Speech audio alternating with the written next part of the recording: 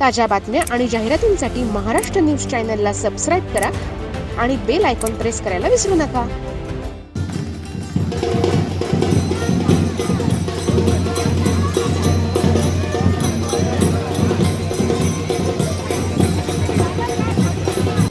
देशाचे पंतप्रधान माननीय नरेंद्रभाई मोदी यांच्या संकल्पनेनुसार देशप्रेम, जागृती, देश गौरव, देशाभिमान याकरता संपूर्ण देशभरात तिरंगा यात्रा सुरू आहे. त्या अनुषंगानं 79व्या स्वातंत्र्य दिनाच्या पूर्वसंध्येला द्वारका मंडळ, नाशिक महानगर भाजपा आणि सतीश राणा कुलकर्णी यांच्या मार्गदर्शनाखाली भव्य तिरंगा रॅलीचं आयोजन गणेश बाबा नगर, अशोका मार्ग ते वंदे मातरम सभागृह, श्री श्री रविशंकर मार्ग या ठिकाणी करण्यात आले होते.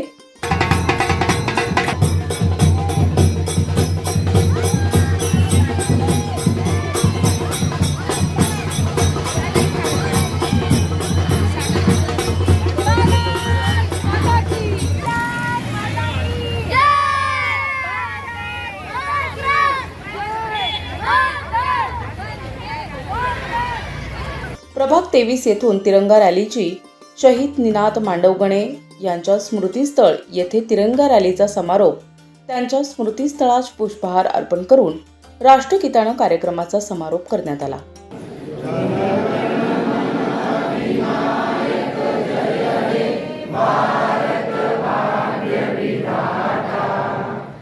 सातशेहून अधिक जणांनी तिरंगा रॅलीस उपस्थिती दर्शविली. भारत माता की जय, वंदे मातरमच्या घोषणांनी परिसर दुमदुमला.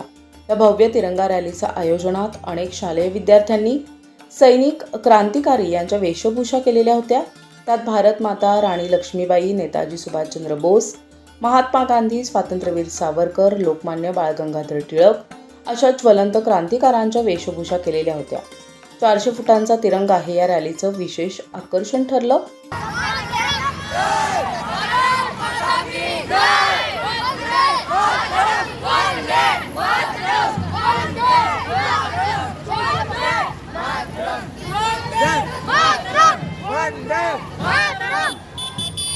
द्वारका मंडळातील सर्व नगरसेवक, भाजपा पदाधिकारी रॅलीत सहभागी होते.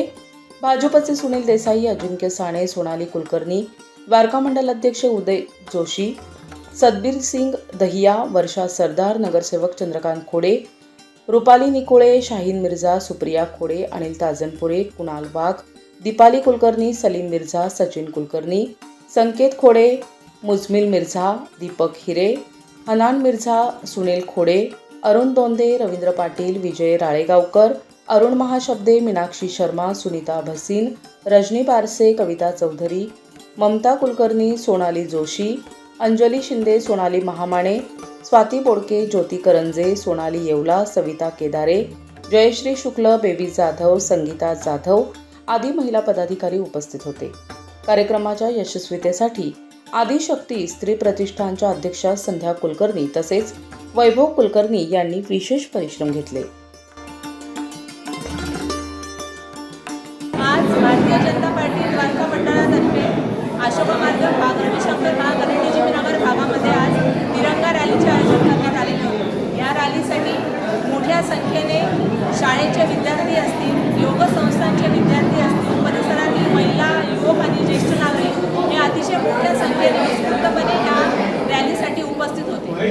आदरणीय आमचे पंतप्रधान नरेंद्रभाई मोदीजी यांच्या माध्यमातून ही तिरंगा रॅलीची संकल्पना गेल्या अनेक वर्षापासून म्हणजे 5 ते 6 वर्षापासून आपण ही संकल्पना राबवतो आहोत. स्वातंत्र्याच्या 75 वर्ष झाल्यानंतर अनेक ज्या भारतामध्ये जो विकासात्मक आपल्या घडामोडी सुरू आहे किंवा आज भारत देश हा जगाचं नेतृत्व करतो आहे आणि भारतमध्ये नाही तर संपूर्ण जगामध्ये आज भारत हा तिसरी इकॉनॉमी होण्याच्या जवळ आलेला आहे. त्यामुळे हा गौरवाचा, अभिमानाचा असा क्षण हा भारत मातेसाठी समर्पित, आपल्या सैनिकांसाठी समर्पित, भारत मातेसाठी जे आपलं सर्वोच्च बलिदान देतात त्या सैनिकांना समर्पित असं करण्यासाठी हा तिरंगा रॅलीचं आयोजन हे मोठ्या संख्येने करण्यात आलेलं होतं. अतिशय उत्साहाने इथे परिसरामध्ये हा कार्यक्रम इथे संपन्न झालेला आहे. माजी महापौर सतीश राणा कुलकर्णी यांच्या मार्गदर्शनाने आमचे मंडल अध्यक्ष उदयजी जोशी, सरचिटणीस सुनीलजी देसाई, या सर्व प्रभागांचे नगरसेवक ॲडव्होकेट अजिंक्य साने, दीपलिताई कुलकर्णी, यशवंत भाऊ निकुळे, रुपाली निकुळे, शाहीनताई मिर्झा, माजी सभागृहाध्यक्ष वर्षाताई खोडे मंडळाच्या महिला आघाडीच्या सरचिटणीस वर्षाताई सरदार, सर्व पदाधिकारी इथे मोठ्या संख्येने उपस्थित होते.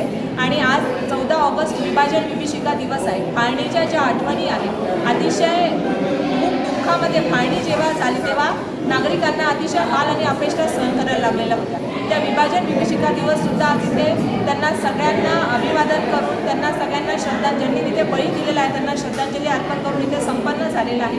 सर्वांना 15 ऑगस्टच्या खूप खूप शुभेच्छा देते. धन्यवाद. 15 ऑगस्टला भारताचा स्वातंत्र्य दिन साजरा करतो आपण मोठ्या उत्साहाने. सर्व देशभर नव्हे तर आता जगभर आपल्या हिंदुस्थानचा डंका वाजतोय आणि जगभर हा स्वातंत्र्य दिन साजरा आपले सर्व भारतीय नागरिक NRI पण साजरे करतात.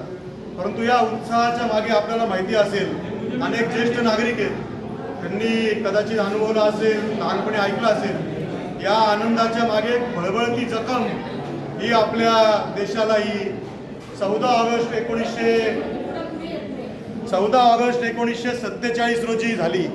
आपल्याला माहिती, स्वातंत्र्याच्या आधी अखंड भारत होता, म्हणजे कन्याकुमारीपासून ते अटकपर्यंत, आणि इकडे अटकपासून ते इकडे बांगलादेशच्या चितगाव बंदरापर्यंत, आणि इकडे नेपाळ बॉर्डर असेल, अरुणाचल असेल, सर्व आपला अखंड भारत होता.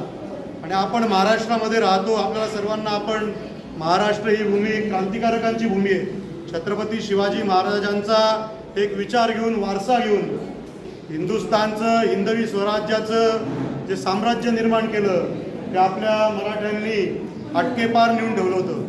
परंतु 14 ऑगस्ट 1947ला आपल्या भारताचे 2 तुकडे झाले, हिंदुस्थान आणि पाकिस्तान, म्हणजे आपला आता सध्याचा भारत आणि पाकिस्तान. तेव्हा पूर्व पाकिस्तान म्हणजे आताचा बांगलादेश आणि पश्चिम पाकिस्तान म्हणजे आताचा पाकिस्तान, असे देश निर्माण झाले.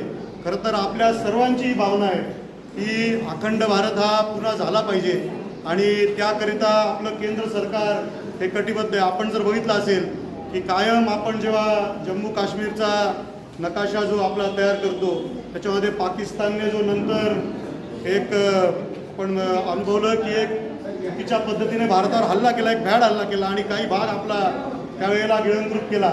आपण त्याच्या खोलामध्ये जाणार नाही. परंतु ही जी 14 ऑगस्ट 1947ला जी चूक झाली, जो ब्रिटिश अधिकारी होता डुरंड नावाचा, त्याने जी लाईन मारली अत्यंत चुकीच्या पद्धतीने, म्हणजे पंजाब प्रांताचं विभाजन केलं. इकडचं जी लोकसंख्या आहे ती तिकडे, इकडची इकडे, त्याचं कुठलंही कशाला काही लॉजिक नाही, तारतम्य नाही. आणि तेव्हाचे जे काही नेतृत्व होतं त्याने डोळे बंद करून त्याला पाठिंबा दिला आणि आपल्या शरीराचे 2 तुकडे पडले.